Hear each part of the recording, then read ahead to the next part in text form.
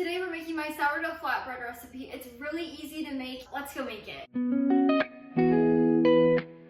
To get started, we're gonna need a fed sourdough starter. So if you need any tips or information on how to do this to feed your starter correctly, I have everything down in the description below, but you're gonna need your starter to be fed and active before you make this recipe. So we're gonna add in half of a cup of fed sourdough starter. Next, we'll add in 1 teaspoon of salt. I like to use sea salt for mine. And then we'll add in half of a cup of water, half of a tablespoon of avocado oil or olive oil. Next, we'll add in half of a teaspoon of raw honey. And then we're gonna use a bread whisk, or you can use a spoon, either works fine. And we're gonna stir our wet ingredients together to combine.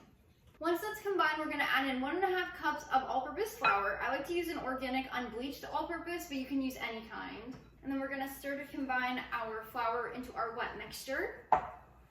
As you stir, you're gonna see your dough coming together into a dough ball. You're just gonna wanna keep stirring. Now, depending on the hydration of your sourdough starter, which I explain that down in the description below if you need some help or don't understand it, it's not something to worry about. It's just something that's gonna help you understand what your dough is doing. Your dough might be a little bit less shaggy and more wet. If that's the case, no problem. It just means your starter is more hydrated, and you'll want to add in 1 to 2 tablespoons extra flour.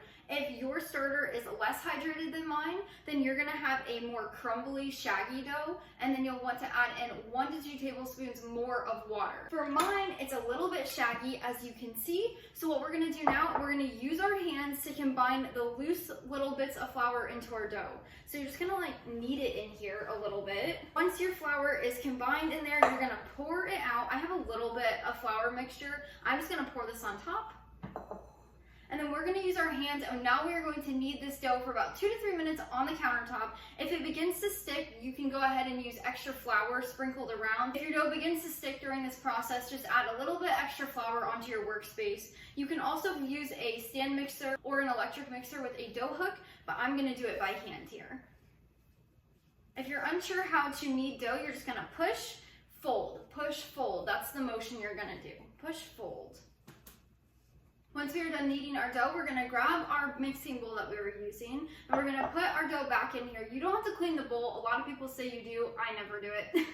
And then you're gonna grab a lid, some saran wrap, or a damp kitchen cloth, which means you're just gonna get it wet with some water, wring it out, and then you can put it over here. Make sure it is not dripping.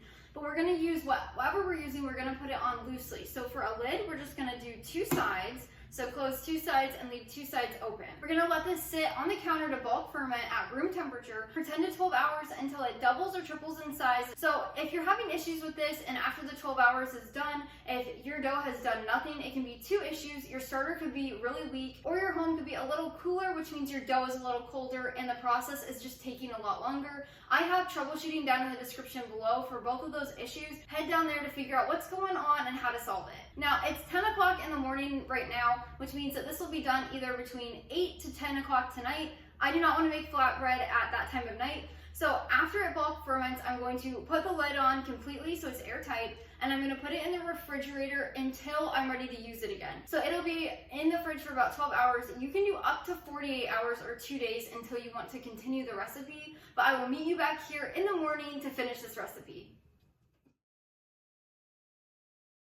Good morning.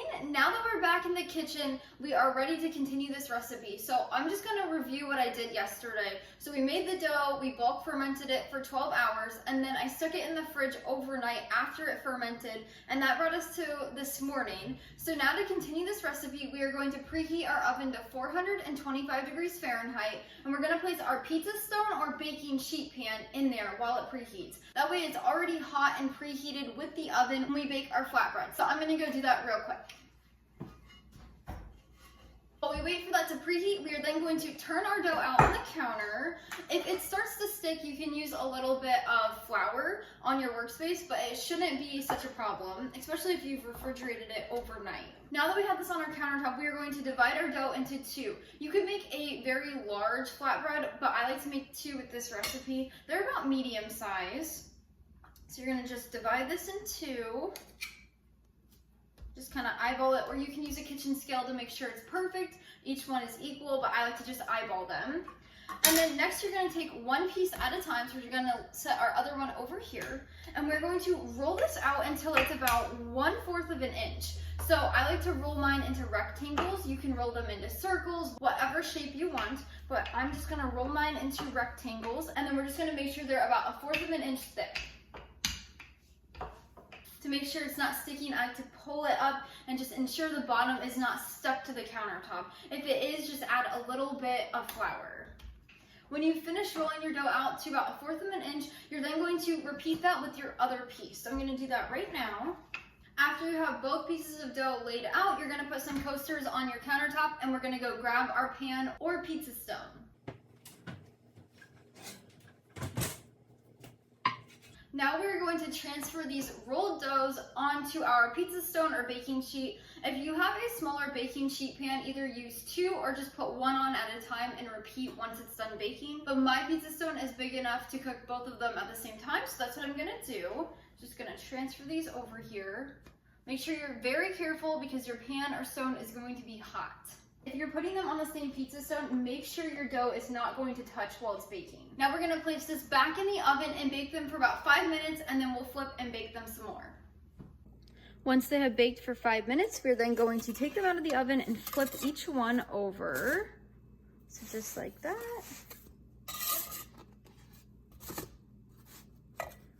Now we're going to put them back in the oven and bake for 5 to 7 minutes until they're golden brown. I ended up baking these for 7 minutes on the other side. Now, if they don't get golden brown, that's completely fine. You're just looking for them to be completely baked. So as you can see, these are not necessarily golden or anything, but they are completely baked all the way through, which is exactly what we needed. So we did 5 minutes on one side, 7 minutes on the other. If you do want more color, you could do 7 minutes on one side, 7 minutes of the other. But that is how you make my sourdough flatbread recipe. It's so simple and easy. They taste great. You can use these for pizzas. I love doing a barbecue chicken. I have a recipe coming up soon for you guys here on YouTube and on the blog. So keep your eyes peeled for that. You can find the full written recipe down in the description below. You can head over, there will be a link down there. You can take that over to the blog and print or save anytime. Until next time, go bring life into your home through the kitchen.